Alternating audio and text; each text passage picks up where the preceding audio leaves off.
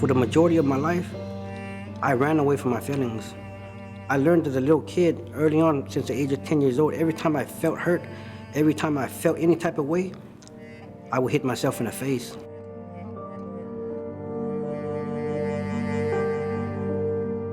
And I would say things like, "You better stop, you stupid bitch." And I would stop. I wouldn't feel anything.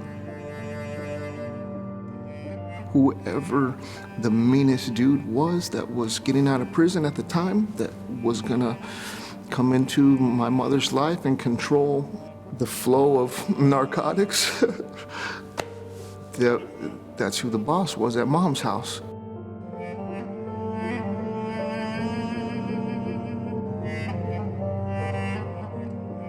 Dangerous things going on that the next day when you go to school and all the rest of the kids are talking about like Bart Simpson and like the door got kicked in and you got tied up with phone cords last night and people were there to steal dope and money, but you can't say that to the kids that are talking about Bart Simpson, right?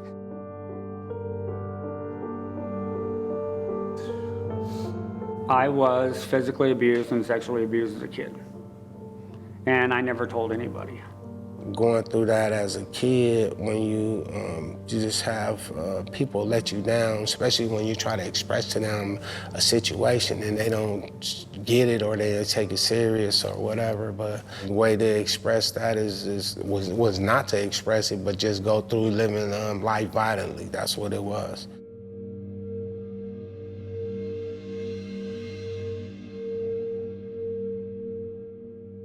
You know, certain type of people see that in you. It's an opportunity for them. It's a weakness.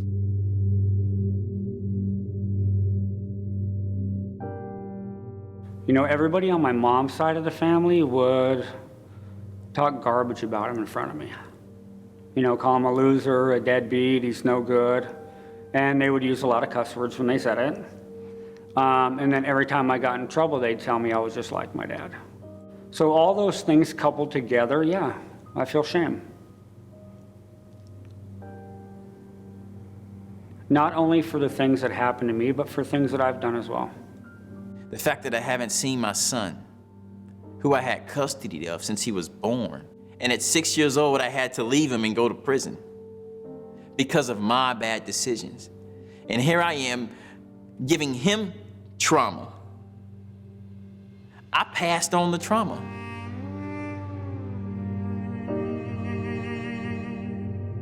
Shame actually was rage. How could you make me do something like that? All those feelings, all they did was harm me.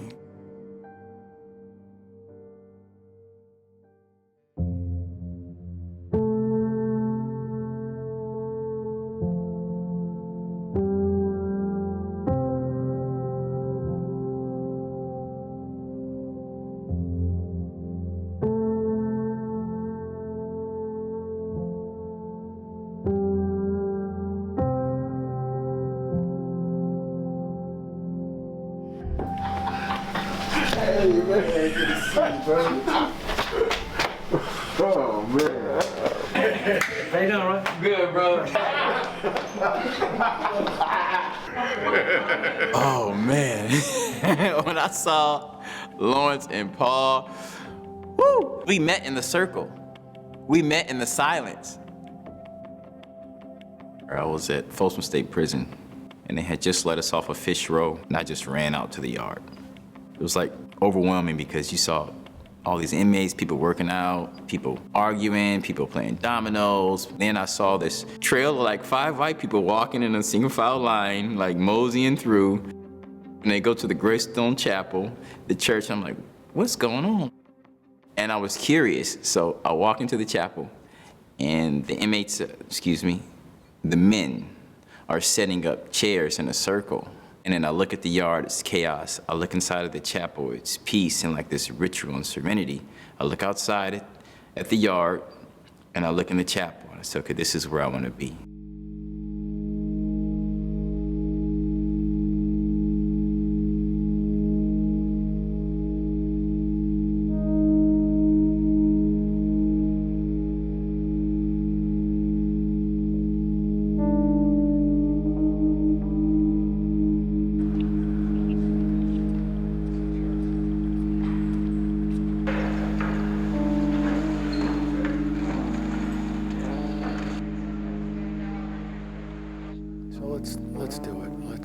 Close our eyes when we're ready. Take a deep breath. Feel our feet flat on the floor. Let the air go out slowly. Okay, this is the way the practice is supposed to work. Sit in a comfortable position, just letting thoughts go in your mind, and you're not paying attention. Well, I mean, the thoughts are trying to get your attention, but your thing is to just listen to God. So God is the silence in between the thoughts. My first experience doing centering prayer was not the greatest. I thought I had to like turn my mind off where I had no thoughts at all. And I just found it frustrating that I couldn't do that. And so I thought I was doing it wrong. The thoughts are always taking you away. So while you're sitting there, the thought is, you're sitting there and you're like this, and the thought is taking you to thought. You know, it might be a terrible thought, like something that happened to you when you were a child, or something that happened to somebody that you love. But as you just sit there, you know, pretty soon you're able to not react physically or mentally or emotionally. So the story is just going. So as the story takes you away, grabs you, whatever, anger, whatever, resentment, whatever. But in between that thought and the next thought, there's silence. And in that silence, you can kind of hear God's voice. I mean, it's magical for me because it's God healing you, but in his own language. And God's language for me is silence, but it's a silence that really says something to you.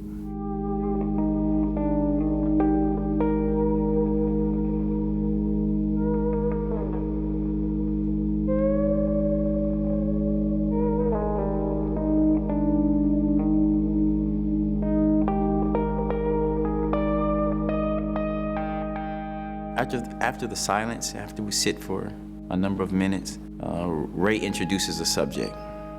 And then it will activate something within someone in the group, and then we'll start dialoguing.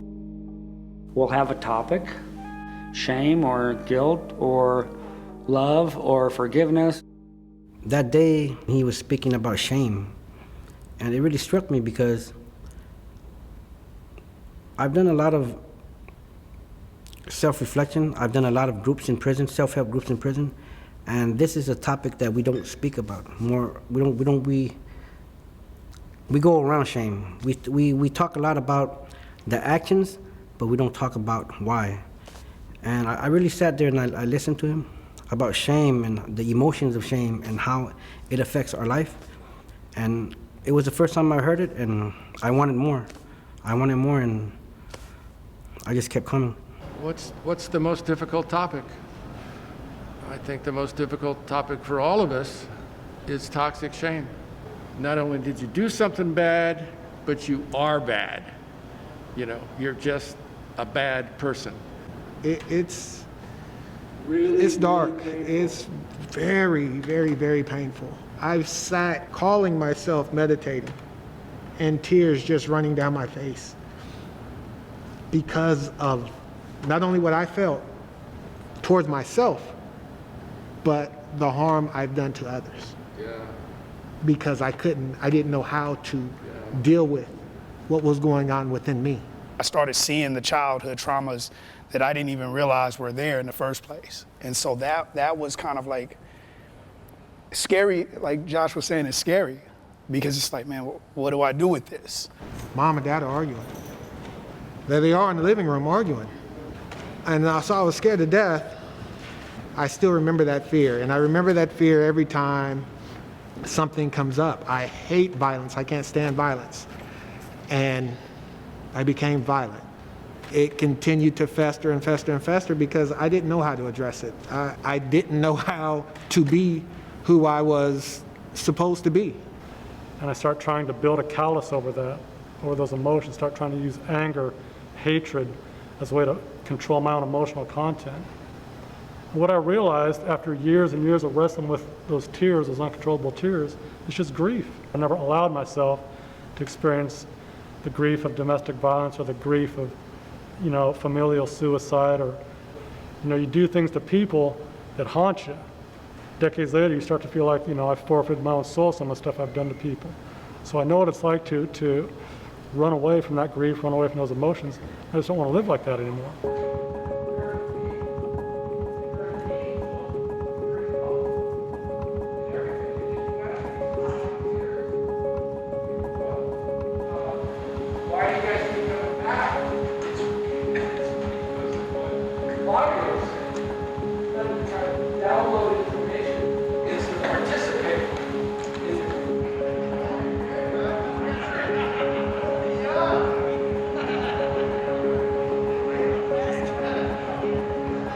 I had this experience within the meditation, and honestly, most of the time it's like I'm getting attached to every thought, and it's dragging me down this rabbit hole. I never felt like I'm any good at this. I'm sitting through it so I can participate in the conversation.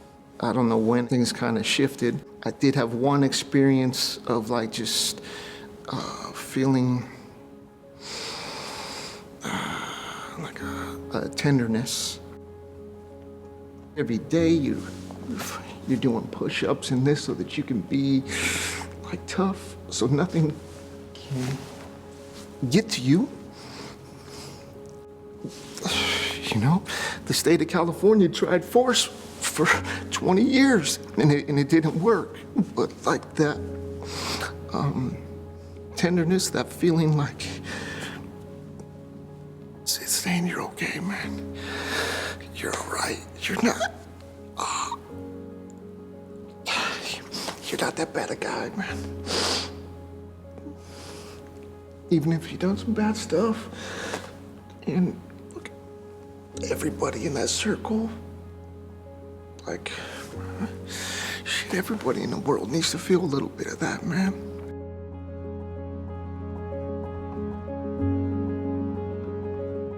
It was entering into the silence and analyzing these feelings of rejection, of fear, of hurt, of feeling lonely, of feeling afraid, of feeling violated, of feeling not good enough, not tough enough, not masculine enough. But it was about after 6 months of sitting and centering prayer and hearing these guys talk about their pain and their shame and why they actually are afraid and angry and why they committed their crimes. I had just about the worst role models that you could have.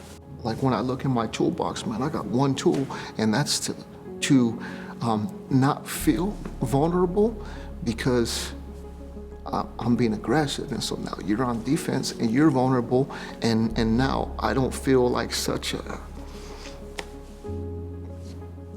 I don't feel weak. If that's the only tool you got, you learn to use it pretty good, but it's not adequate. In the past, I was never able to look within myself. Never, because I was always afraid of the way I felt about it when I would do it. And I recognize now why I was so bitter and so angry at the whole world and everybody else, because I would hold all these things in, and any little thing would trigger me to act either violently, turn me to drugs, or any kind of criminal behavior. Because we all came to prison because we acted out of the fear, of the shame. So we're all suffering from the same condition. We're trying to escape ourselves. My thoughts would tell me all kind of crazy things about life, about what someone did, about the past, about me wanting revenge, about what I need to do to make things right. And that's what's so liberating about centering prayer and learning how to sit still with yourself, is that you have a space now where you could look at your thoughts and say, what the fuck am I thinking? What the fuck is that? Nah, that's not right. And it leads you to better decisions. You can be over here with all the nonsense, or you can be over here as a man with other men who decide to change their lives and move forward in life. I tried numerous of things, try to deal with this pain. But when I came to this class right here and spoke about it, it healed me. I love myself for who I am today, and making peace with myself, I think that it helps me make peace with other people. Now I feel that sense of calmness. There's this sense of weight lifted off my shoulders. I'm probably, with the exception of being in prison, the happiest I've ever been. Each and every one of these guys in here is going through a struggle that I thought that I was the only one that was going through it. It just like opened my eyes, as in, you're not alone. There is such a monumental relief, and there is such a freedom in it. And it's not a magic wand, it's not a silver bullet, it's not a shot of whiskey, it's not something that you realize or understand or grab onto right away. It's a process, but the results are very, very real, and they're not an accident. You know, there used to be this old ad on TV, and the catch line was, "The mind is a terrible thing to waste."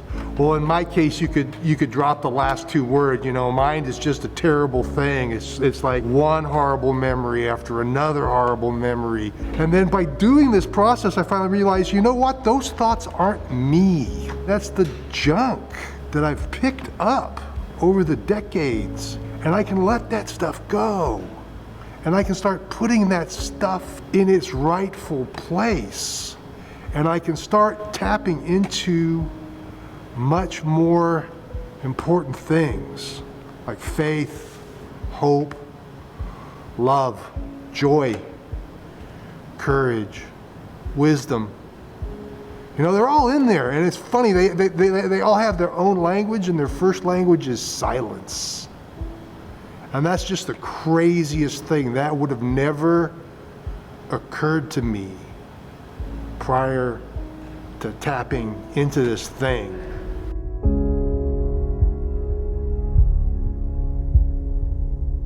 You really don't have to be mad. You don't have to be sad.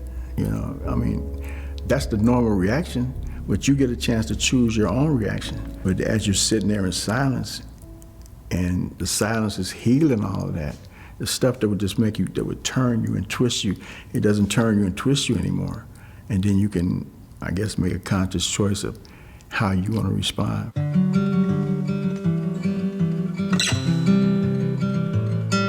Just by having access to this practice, we get to tune into something that's not judgmental. You know, a lot of people that have been through what we've been through, and they haven't had the benefit of this center and prayer. They're still walking around feeling guilty. And here we are coming out of prison probably with some of us have some pretty serious offenses.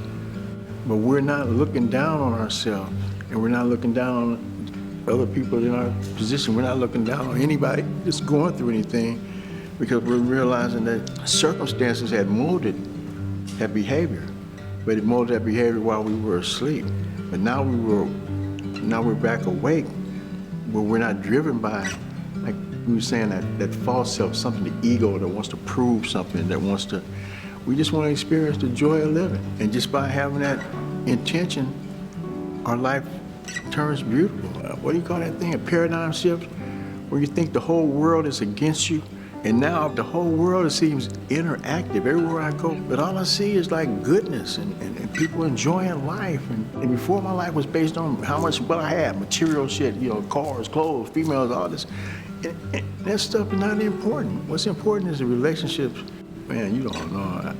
Then again, you do know how good it feels to sit here with you guys, man, and know what we've been through, man, and know that, you know, you brought this light to us, and now we're basking in this light. It's almost like the person with the miracle cure, and he's trying to promote it. Look, all you have to do is this, and everybody's looking at you. No, it can't be that simple, you know.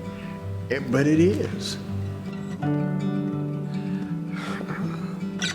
You know, Lawrence, that dude has a way of summing things up in such a profound way. Yeah, that's it. It does make you feel like you're gonna be okay. That's how I felt about Polly, because it's like a lifelong friend.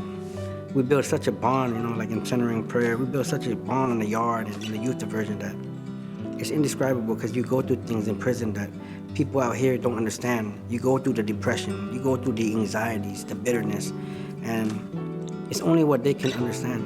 And so when you see someone out here that has walked in your shoes, we say, wow, you know, he's made it too. He's gonna be okay, I'm gonna be okay. And we're all doing okay.